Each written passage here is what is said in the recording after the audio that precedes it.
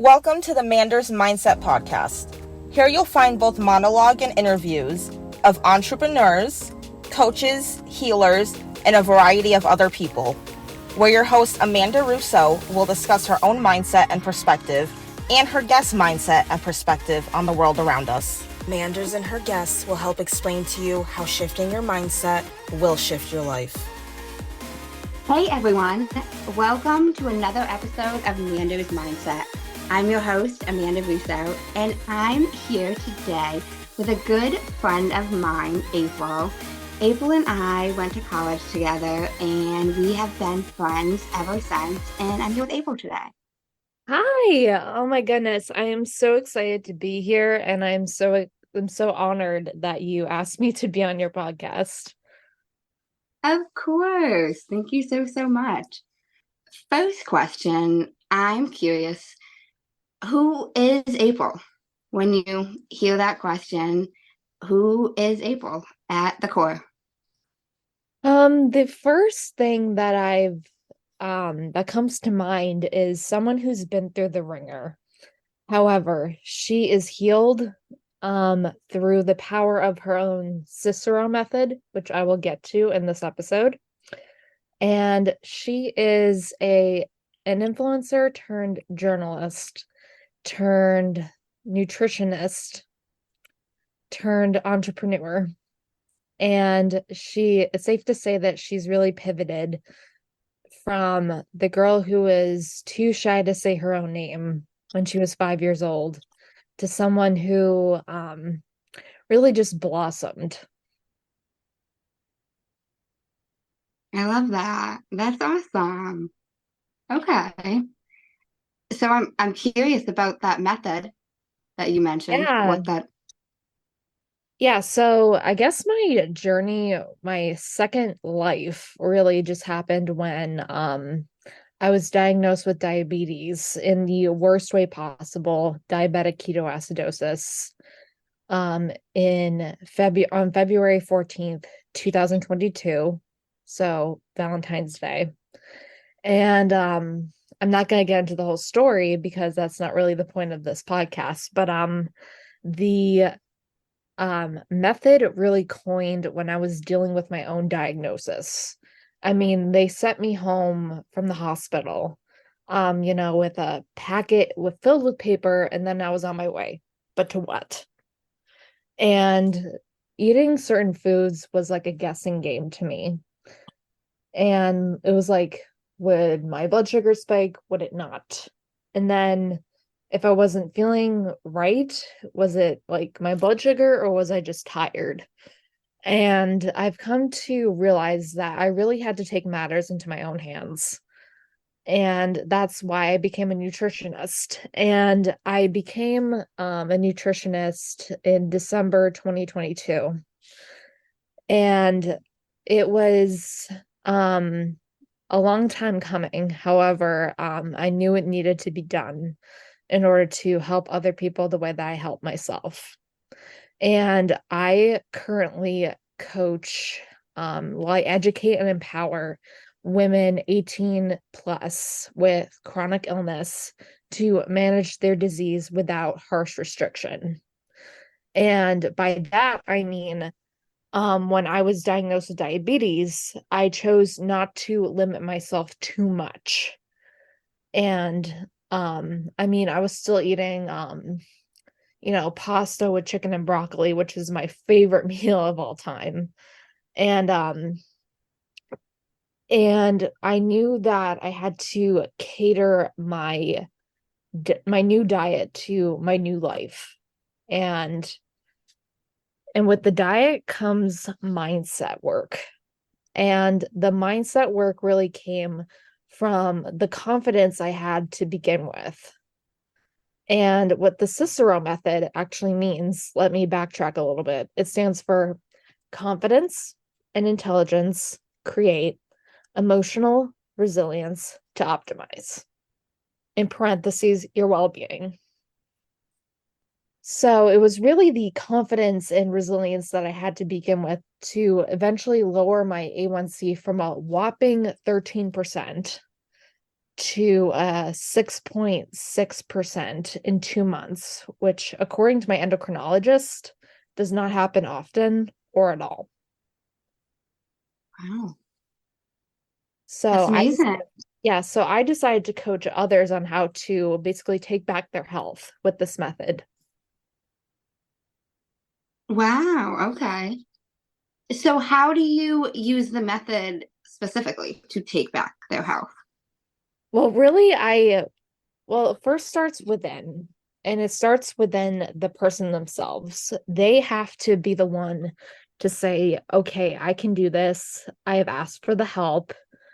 And really the person just has to be coachable. And that all comes with the mindset work. And you can look anything up on the internet. However, the mindset work and the inner work has to come from you. And I really try to bring that out with my clients by saying, okay, so first I check in with them. I say, like, how's your day going? How's your week going? How's your month going? And what challenges are you facing currently? And it's really yeah, it really varies person to person because we're all bio individuals. And by bio individuality, I mean our bodies respond differently to certain situations. I mean, we could be in total fight or flight mode when it comes to a diagnosis like diabetes, for example. And then we could be dealing with something like IBS or even Crohn's, um, which I actually have a certification in as well as a gut health consultant. And it's really a matter of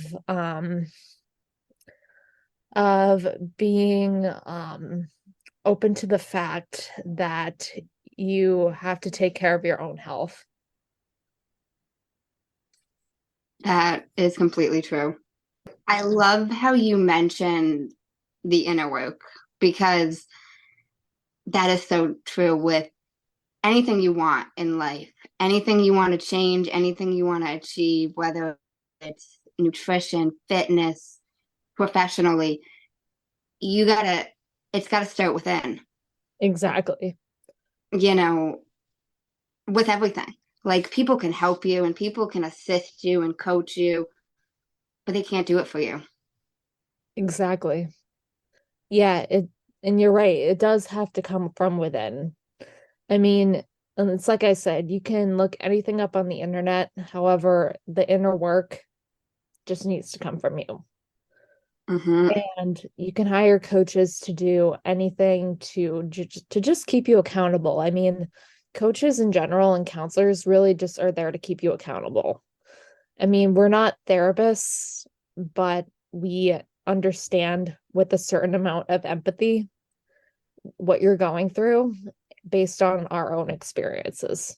And I actually just read something that really resonated with me. And I think it was a quote by Robin Williams. And he actually said something along the lines of, we help other people because we lack something in ourselves. Mm. What do you think about that? Wow. I can understand that. I agree with that. Yeah, absolutely. Yeah, I also think that ties into what a lot of people tend to help other people with. Even like you, for example, you got that diagnosis and then that slowly led to you wanting to help people with that. yeah, Based on people's experiences and things that happen in their lives, they then want to help others with similar things. yeah. It was really an eye-opening quote for me, and it really was like the universe's timing that I came on this podcast today and shared that with you because it's definitely true when Robin Williams said that it's something that we lack in us that we want to help people achieve. And for me, that was, having someone to, guide me through a diagnosis. And Rhode Island healthcare, it really does suck. I'll be honest with you. It and um and that's something that really we should be implementing in our education system as well. Not to get too political. However, this is like a little rant that I like to go on, but they don't teach you this stuff about diabetes in primary, secondary, or even medical schools for that matter. And that's a known fact. And it's all because of the stigma that it's a socioeconomic issue. And then there's the underlying issue in quotation marks, because people think that diabetics give it to themselves, even if it is type 1. And let me just distinguish type 1 from type 2. Type 1 is hereditary, it's incurable. Whereas type 2, it's a little more mild. And you can eat to a certain extent. I'm obviously not telling people not to eat, but it's like you do have to be wary of your blood sugar. No, that makes sense. I gotcha. Yeah. Okay. So I want to transition a little bit. I'm curious. Have you, a lot of people talk about an aha moment, or where they noticed something shifted in their life, or something connected. Have you had an aha moment? Good question. It does remind me of when I got diagnosed. And it definitely reminded me of when I first made my Instagram. I titled it Brownies for Breakfast. And this is where the whole shebang started. And by that, I mean I was recruited by Allie Daniels' Punch Drunk Soul Academy to eventually become a coach, to train how to become a coach. And with that, I was first introduced to mindset work, so quantum leaping, and eventually just creating my own program. Wow, okay. So, and at the time, I was working in corporate. And by the grace of the universe, I got let go from my corporate job because they couldn't handle all my appointments. And Mm. I like to say it's something that I manifested. And Wow. yeah, definitely. And it was definitely a point of growth for me as well. And I was scared to death by it until I was able to finally just talk it out and just realize that, growth is scary. And and unfortunately, the comfort zone is where your dreams go to die. I'm sorry, but it's true. Yeah. I mean, you're not going to achieve anything by staying in your comfort zone. You're just going to just stay there and just get stuck, and you're not going to be able to change anything. Whereas if you do the inner work, you're going to be able to just branch into this whole new person. And that's ultimately what we want, is to just be a whole new person other than ourselves. Can you explain a little bit of what quantum leaping is? So quantum leaping is essentially just becoming a new person financially, abundantly, and overall just literally leaping into someone that you want to manifest for yourself. And by that I mean someone who you want to become. And it can be anything from achieving a certain income to getting a job that you really want, or just eventually just healing. Okay. And how do you go about doing this quantum leaping? So it starts with a lot of tools. And by tools, I mean there's tapping, and there's also God, I can't remember the name of this. but there's a system in which we go from feeling shame and guilt to like practically vibes being immaculate. And it really starts with it kind of there's like a diagram. It kind of looks like a cone. However, it's like you just go up and it's kind of like a funnel. It's like filling your own cup, basically. Mm. Okay, I gotcha. I And gotcha. it's really about the vibrational aspect of your body because vibrations are in everything, including inanimate objects like this Coke I have right here. And for example, Coke can raise your blood sugar. However, for me right now, if you can't tell, I have a pretty low blood sugar right now. But it's actually raising my vibration in order to talk to you and also to be able to, coherently speak. So really vibes control everything you do. If your vibrations are low, like say if you're drinking coffee 24/7, which I don't recommend because coffee is not a meal. I'm sorry, but it's not. And it's the same thing with alcohol. I mean, I'm 2 months sober today. And Congrats. thanks. And alcohol is something that really disrupts our REM cycle. And getting enough sleep actually does help with, controlling your diabetes, controlling pretty much everything in your life. Because what are we without sleep? No, that's very true. Yeah. I want to backtrack again.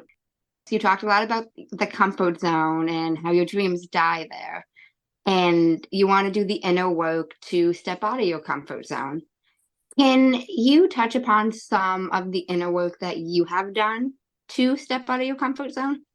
Yeah, absolutely. So, for example, I just got into law school and I also just got into our alma mater's MS and criminal justice program, which is a good gateway into law school. And I knew that law school was something that I wanted to do for a really long time. I'm talking since I was in high school. Like everyone thought I was going to be a lawyer, blah, blah, blah. Then I became a writer and eventually a nutritionist. And it's like Barbie, like be who you want to be. However, you have to stick true to your inner child. And your inner Mm, child's probably was like screaming at the top of her lungs when I got into law school and when I got into that program in criminal justice. And it's very much it was very much another aha moment where I had to say, like, this was what I had to do in order to heal. And this is what I had to do in order to just be me. I gotcha. I'm curious why you didn't pursue law school sooner or earlier. Um, Good question. So, I was really torn between publishing and law, and it wasn't until I got the acceptance at Emerson College that I realized like, okay, I got in. Um, I'm just gonna start. And I just kind of threw myself into it and not really like head over heels thinking. Well, my head really was over my heels, but it was really just oh God, how do I say this? It was just like such a surreal moment that someone actually wanted me to be a part of their institution. And that came from a wounded inner child. And by that I mean when I was a senior in high school, I got rejected from all 9 schools that I applied to. And it was basic I don't want to say sabotage, but it was a pretty dramatic situation. It's very much a long story, but I grew from it. And then I was able to say, look at me now.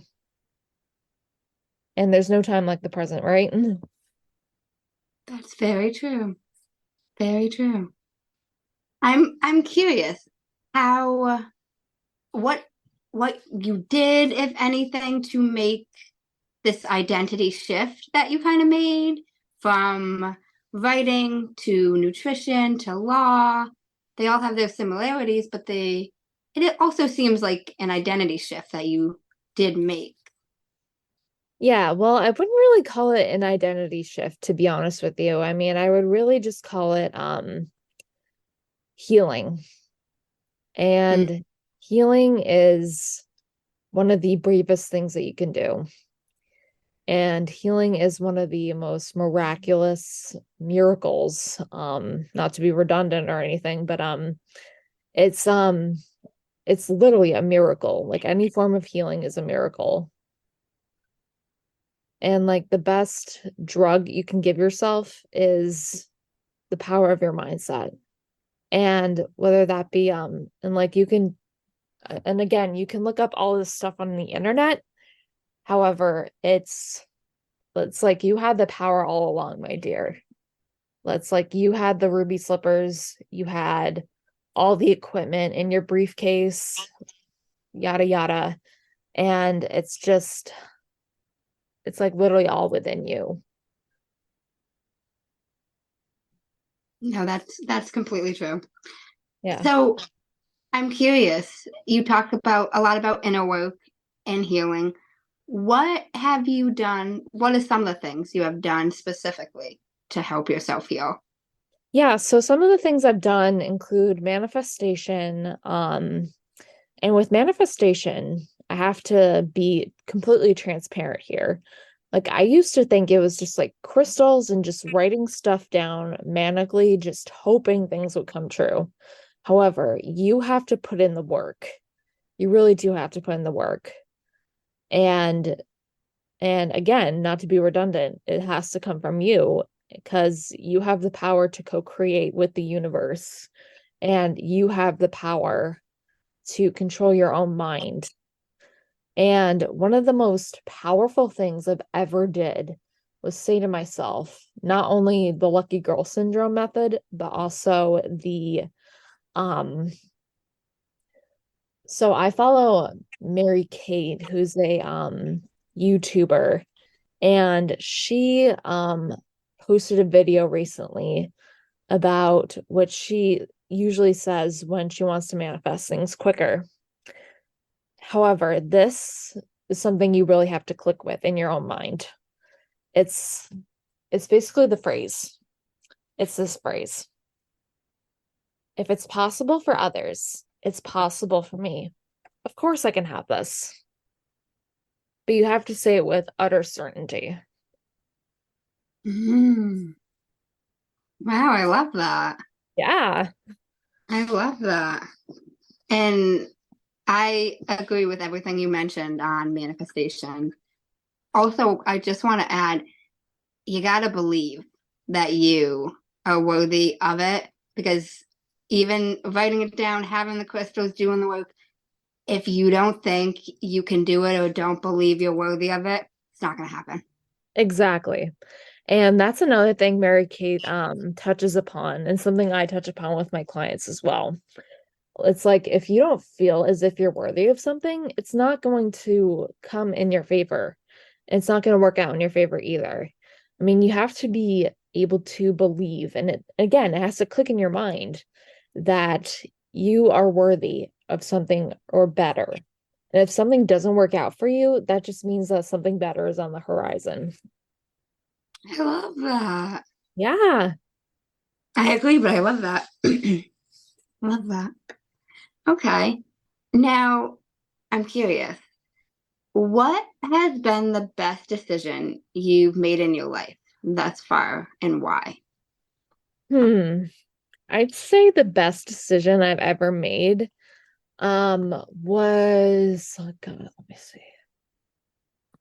going to Roger Williams, transferring to Roger Williams, because I knew that I wanted to, pursue creative writing. And I knew that I wanted to pursue new opportunities outside the limited state of New Hampshire. No offense to anyone who lives in New Hampshire, but I just think it's limited. But that, again, it's all in the eyes of the beholder. I mean, some people prefer mountains, some people prefer the beach. And if you've been to the Bristol area of Rhode Island, it's beach. And yeah, and really it's just all about perspective for me. I mean, people will say like, "Oh, you're just making the worst decision of your life," but that's not the case. Because like that's all based on their limiting beliefs. And that's all based on something that they lack in themselves: the courage, the resilience, the confidence, like I said in my CICERO method, and like the emotional intelligence just goes on from there. No, that's very true. Yeah. And I agree with you on perspective. That is everything. I actually read a book called The World Is Yours by Kurtis Lee Thomas. Mhm. And he talks about how two different people could both have a bunch of near-death experiences in one year. And one person could think that was the worst year of their life. They almost died a bunch of times. But another person could think they are so meant to be alive because they escaped death multiple times. But these two people lived the same experience in this same year, but they look at it and have a different perspective on it. Exactly. And that was the case for me when I almost died of diabetic ketoacidosis. And some angel obviously must have touched me because, and you know me, I'm a very spiritual person, if you can't already tell. But I truly believe an angel touched me. And I truly believe that something ought to have happened spiritually in like the immaculate realm. And the sublime, I mean. Yeah. And yeah, I can't put my finger on it because again, I wasn't there for like the whole experience mentally, but because I was probably like asleep or at least dreaming. I think at one point they said my on the brain monitor that my brain waves are growing like this and in waves, which means that you're dreaming.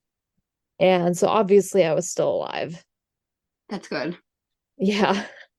No, but you had your perspective been differently on that could have resulted in a different outcome for you, Exactly. And I realized when I was sitting on my bed at like 1 a.m. one night, I can bitch and moan about this all I want. However, or I could do something about it. I could create this pain into purpose. Love that. I love that. It's ironic that you brought up perspective because I was just rereading this book that Kurtis wrote and reading about that. And he has a bunch of different examples. Even somebody stealing something of yours, you could bitch and moan about it, or you could approach it with, you know what? They needed that more than I did. Yeah. Yeah, it's so funny because I remember specifically at Roger Williams, I was taking an English class and my friend Chloe had actually said when she was studying abroad in France, her boyfriend at the time had something stolen of his. And he said like, wow, someone must have really needed it. I was like, wow. Like you could have your stuff stolen in a foreign country and still say that. That's great perspective to have, honestly. I agree. I agree wholeheartedly. So I'm curious if you have, it's okay if you don't, but if you have any suggestions for the listeners as to tips on how to shift their perspective to have a better perspective. You know what? I can't actually answer that, and I'll tell you why. because everyone's perspective is completely different. However, you do have to realize that your perspective is your own. And God, this is such a deep topic, but oh goodness. Yeah, so I can't answer that for everyone because again, we're all different. We're bio individuals. And but what I will say, it's mind over matter. That's true. Yeah. That's true. I love that. Mind over matter. Yeah. You're full of a lot of great quotes. I love them. Yeah, Love- I'm dubbed the quote queen for a reason, so I appreciate that. You're called the quote queen? Yeah. I didn't my ex-boyfriend used to call me that. That's so funny. He would never call me Amanda. It was quote queen or QQ. And I was like, what is QQ? And he's like, the quote queen. Okay. Wow. That is so funny that you just said that because I had never heard anybody say that before. Synchronicities. Yeah. That is true. Synchronicities. So I wanted to approach the podcast in a way where I would also get questions that were not just my own questions. So I asked one of my best friends, Andrea, to come up with a question. And her question for you, she had no idea who I'd be asking this to or anything about you. But her question is, where do you hope to see yourself in 3 years from now? I would say in 3 years that I'd be engaged to my boyfriend. I would be, let's see. That's like one of the bigger things I'm manifesting right now. And let's see. Probably making 7 figures and just being on top of the world, I guess. Awesome. I love that. Okay. So now I have one more question for you. Sure. What is one question you wished I would have asked that I didn't, and how would you have answered it? You know what? I actually can't answer that either because it really just depends on the podcast. And every podcast has its own niche. And every podcast just talks about something different and you bring such a unique perspective to it. And what I wish you brought up was not how, but like why you started this podcast. Do you want me to answer that? Yes. Okay. Sure. Honestly, I wanted to try to be able to help shift other people's mindsets. Mm-hmm. I have experienced and interacted with a lot of different people who have said stuff to me over the years that have helped transform my mindset a lot. And Yeah. I wanted to be able to help do that for other people.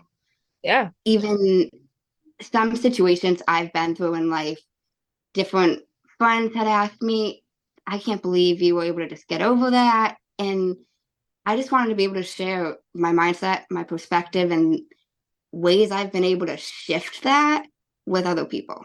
Amazing. I know you follow me on social media and you have for a while. And I used to post live videos on Instagram occasionally, or even my Snapchat, just talking about different random things. And I was like, why don't I just air this to more people? And I went to teacher training and breathwork. I was a big talker. I asked a question about everything, or I had something to say about everything. And the founder was like, Manders, you got to start a podcast. And I was like, okay, I will. And then from then on, I was like, yep, I'm a big fan of him. I like look up to this man. So the second he said that, I was like, okay. And I was like, are you going to be on it? He's like, I will one day. She's like, all right, bet. Here I am. Amazing. Yeah. And you bring such a unique perspective to it. And yeah, again, it's all in the eye of the beholder. That is true. That is very true. Well, thank you. I appreciate that. Of course. Yeah. I've seen you grow over the years, since we've been in college. And when you were just finishing college, I'm obviously not going to bring up some stuff, but It's I will say that you really did grow into the woman you were meant to be. Thank you. Of That's course. so sweet. Thank you. Of course. I What are really we for? appreciate it. I'm a little curious. End of college. That what? I just remember you being in a completely different state. I mean, not just like in Rhode Island, but like in a different mental state. That's And I know that like the relationship you were in at the time was not good. And it happens to the best of us, but we live and we learn and we grow from it. It's like take it as like oh God, what was I saying here? It was like it's like a flower growing from a crack in the sidewalk. That's actually a huge symbol of coming out of adversity. If mm, you ask me how many times I've risen in the face of adversity, I'd be like, quite a few times. More, 500 probably. I mean, wow, it's love that. yeah, it's really not about like getting like falling and then getting up like 8 times. Like you got to get up more than that. Yeah. No, that's very true. Yeah. So, is there anything else you want to share with the listeners or the audience? Yes. In fact, you guys can actually book a free one-on-one consultation with me if you feel that we are aligned. And I would love to help any of you guys out in any way that I can. And I do have some freebies available on my Instagram.